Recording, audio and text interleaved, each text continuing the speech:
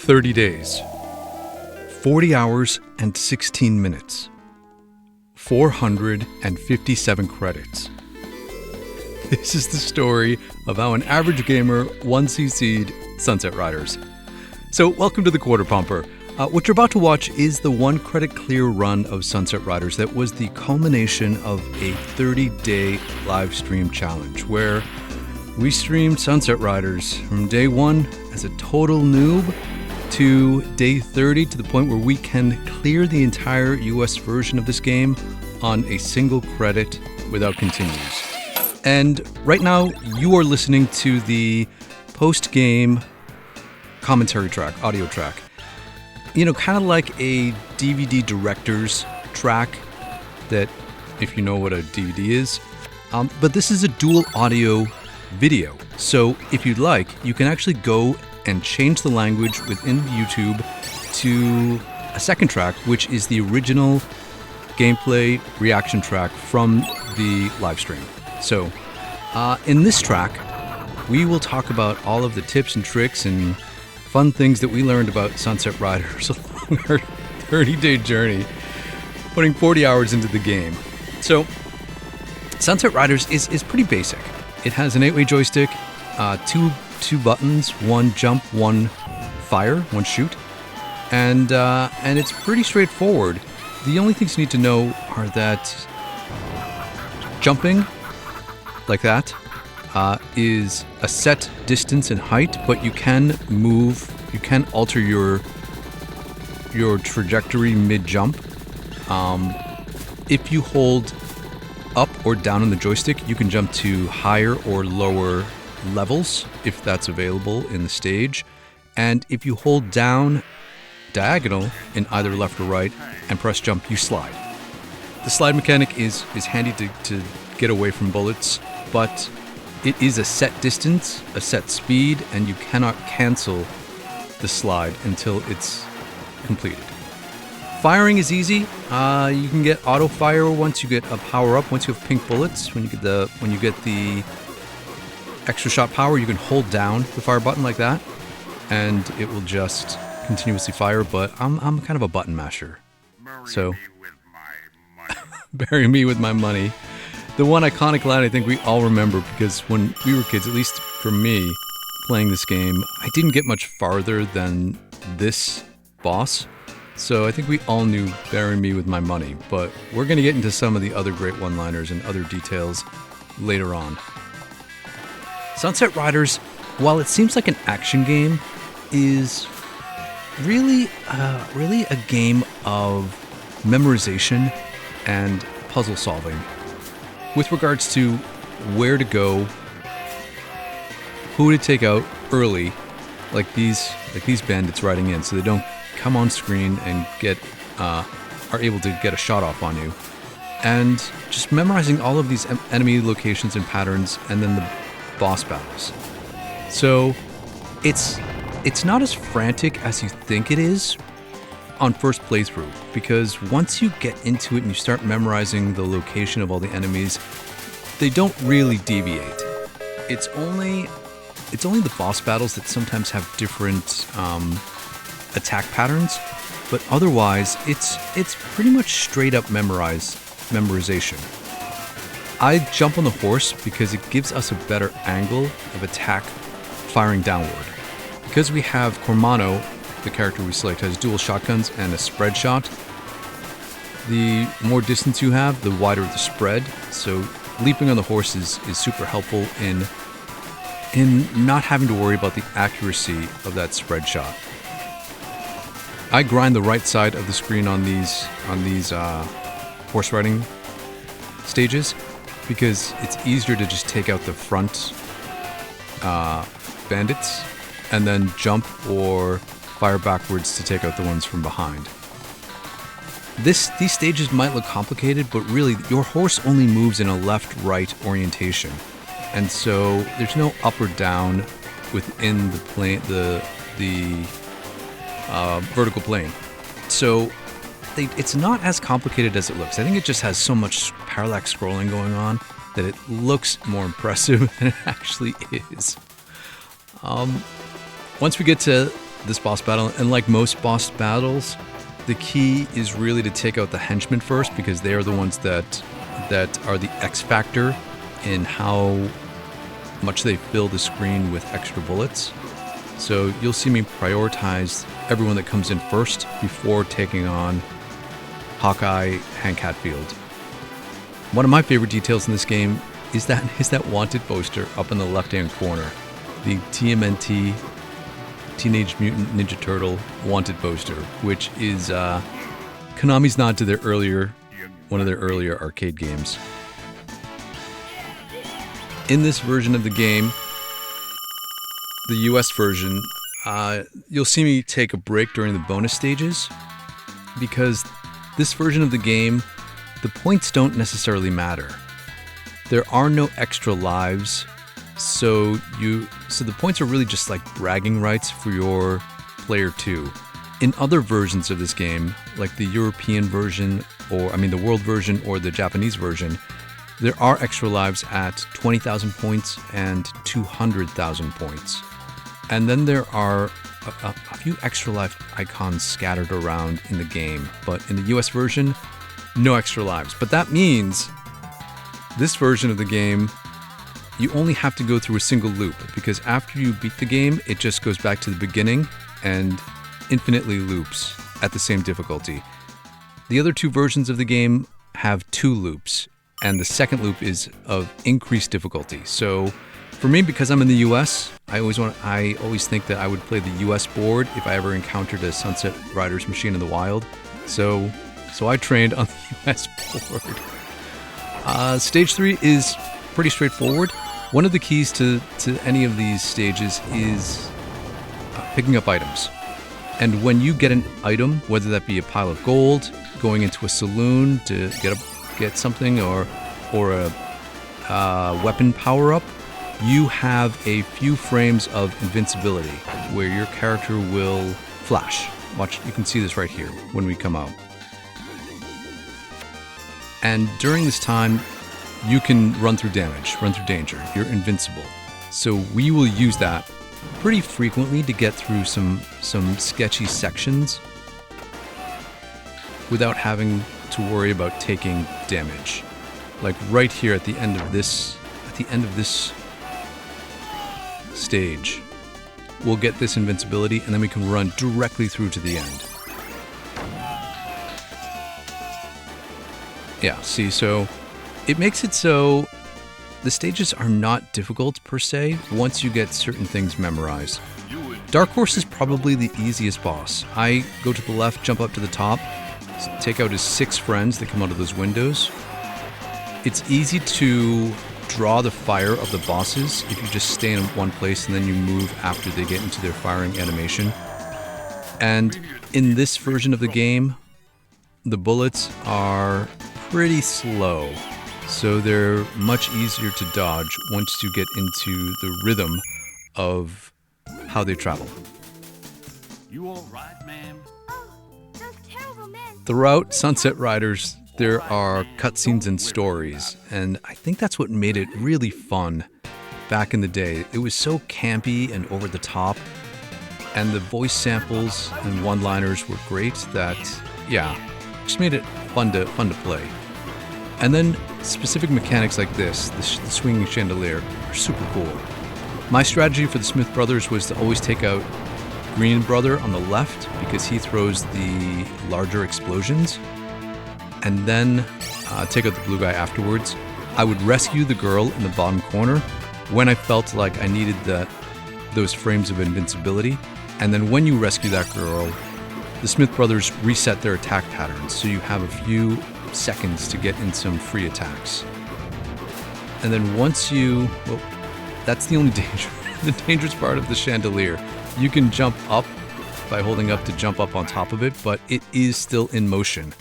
And so if you miss it, you potentially could fall into fire, which we narrowly avoided. And then we get to taking a show. If you're familiar with Sunset Riders, you know that there were home ports, one for the Super Nintendo and one for the Sega Genesis / Mega Drive. And And of those two ports, only the SNES version was an accurate representation of the arcade version. And even then, there were subtle differences to comply with Nintendo's seal of approval. Like the dancers in the SNES version have full skirts instead of leggings, which is pretty funny. We're down to the wire. We're halfway through. El Greco is a manageable short stage. There are only a handful of things to worry about in terms of danger.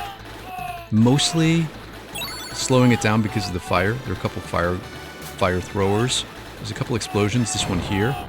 And then there are a couple environmental hazards. These poles that come onto screen like that, where you either have to duck or jump.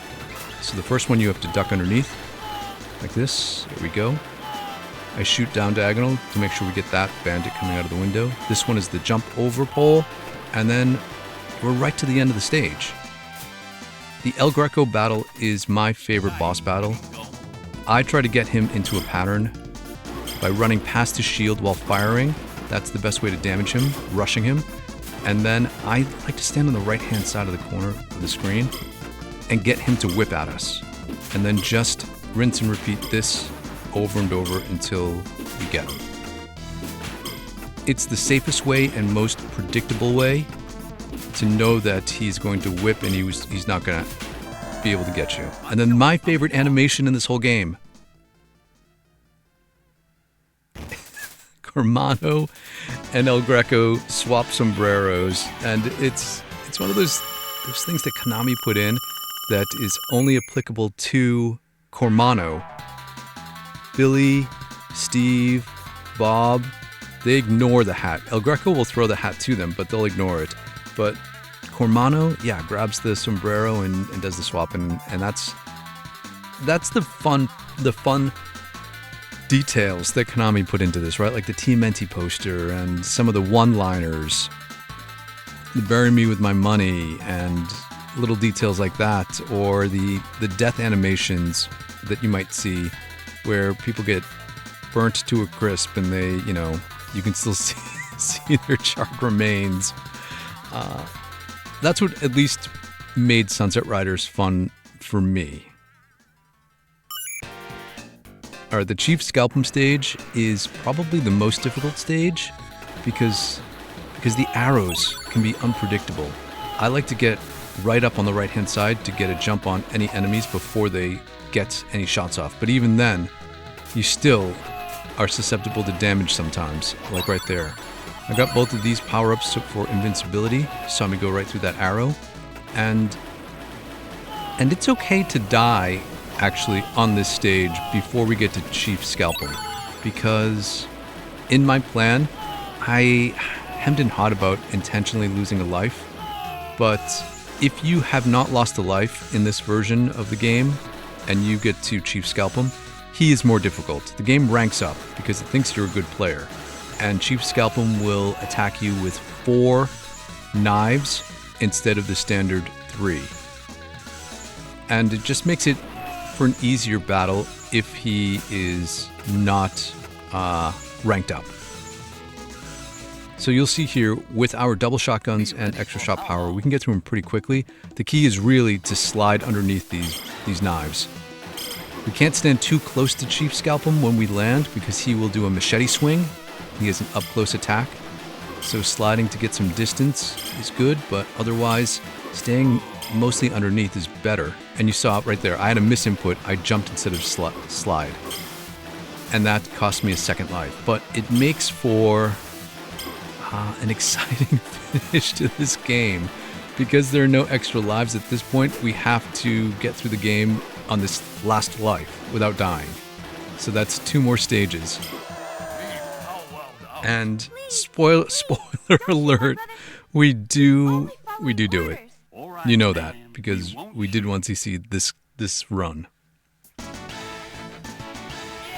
I think in terms of being culturally sensitive, Konami let you take Chief Scalpum alive. And I think the only saving grace in that potential insensitivities is the campiness of this game, that it, you know, draws from those kind of spaghetti westerns. This second horse segment, going into Paco Loco, is not too difficult. There's only one hard segment, which is when the squad of blue riders come up from the bottom left corner, because the blue riders can hide behind their horse, but they're also much faster at drawing their weapons. So you'll see that after we get through this river section. But otherwise, it's the same rinse and repeat.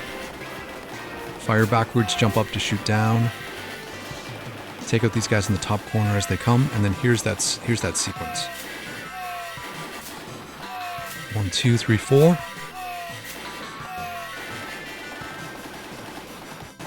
And then a few more guys to go on the right at Paco Loco.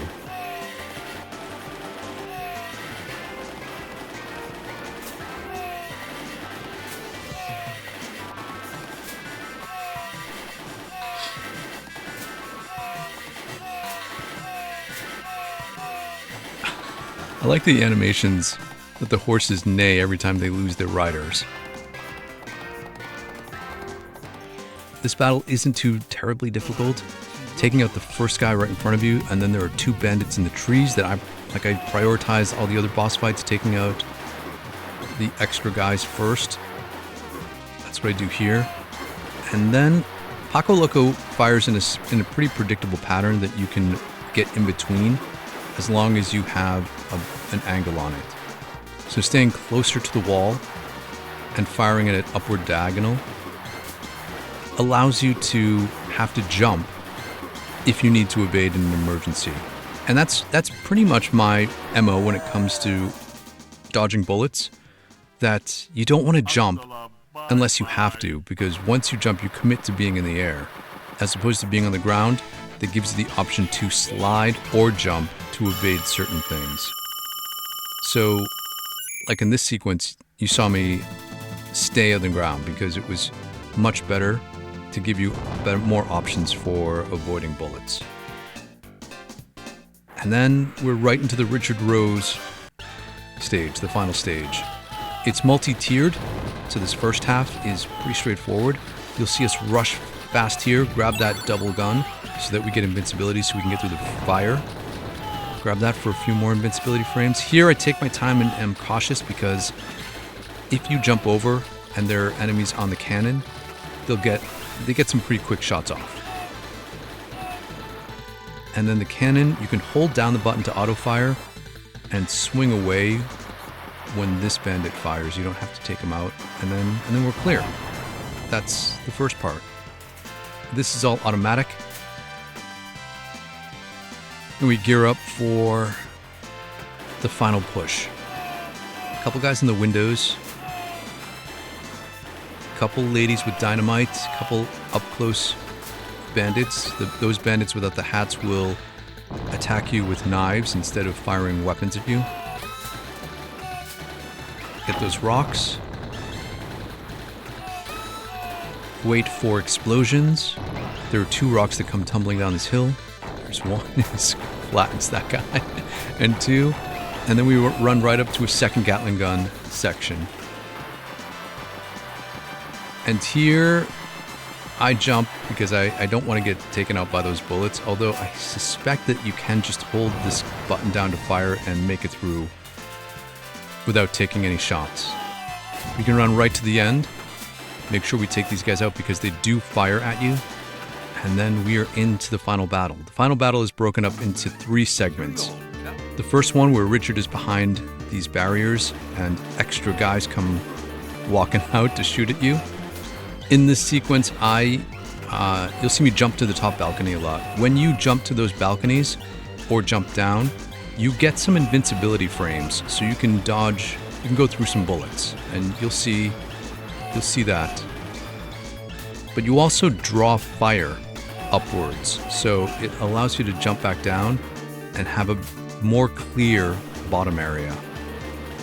There's a set number of bandits that come out, and then once you get towards the end, it gets down to just 2. To advance the game, you need to take out the barriers that Richard Rose is behind like that. And then he goes into his final attack animation, which is this. At this point, to battle Richard Rose, I would use the Axl Rose strategy, which is all you need is a little patience. If you keep at this pattern, he will eventually fall. There are a couple things to be mindful of. Jumping down, it's really easy to jump down onto a bullet if he's doing a 4-bullet spray, so you just hold and delay for a second till all those bullets are clear before you jump down. Also, he has 2 different shots, a standing shot and a crouching shot. If he fires his weapon while standing first and then crouches, it's really difficult to jump in between those 2 shots. So it's always a better, safer idea to jump ahead of his first shot towards you, if it is a standing shot like this, right? So I saw that he was standing, I jumped ahead of it. We can stay down here till the very last minute. Just jump right up when he's at point blank. We're almost there. Almost there. Like this. There we go. I probably could have made it in between that, but I wasn't taking any chances at this point of the run. That one was definitely not able to go through the standing and crouching pattern. And it's really just a matter of executing your inputs with precision. I say, bit of bad luck. Because you don't want to turn around or slide, and then that's it. That's how we 1 credit cleared Sunset Riders. The game is fun. It took us 30 hours because I am seriously a basic gamer who has basic gaming skills. But I do these series to show that even average players can get good at these games by just committing, putting in some time, persevering with tenacity, and having a really great support system in the community who is encouraging and helpful with their tips and tricks and sharing their experiences with the games. And so through this methodology, yeah, average players can actually learn these games and do the things that we never thought we had the ability to do when we were kids, because I know that I never was able to get anywhere close to the end of any of these games in an actual arcade. But now I got the tools to be ready and prepared in case I ever do run into something. So thanks for hanging out with me. If you'd like to see the other 1cc runs, you can check out this playlist right here on the screen. Some will also have dual audio tracks. Eventually, they will all have dual audio tracks. So thanks for hanging out with me, and we'll hang out again real soon.